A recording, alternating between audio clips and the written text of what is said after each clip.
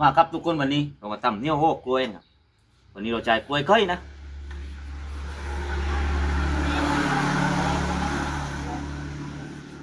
ใช้กล้วยไข่นะครับไม่ใช่ใช้กล้วยน้ำว้า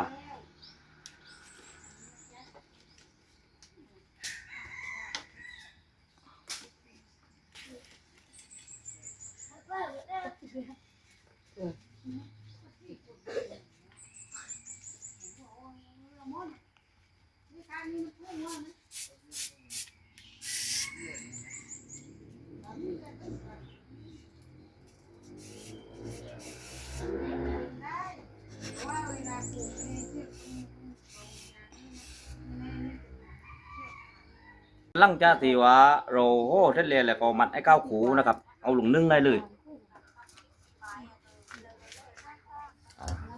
แล้วก็ปิดฝ้าไว้เลย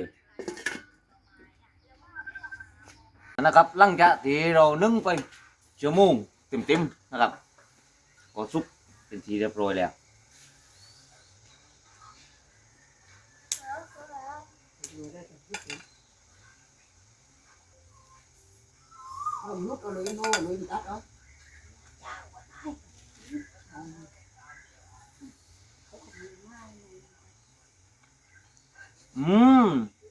ได้เองอก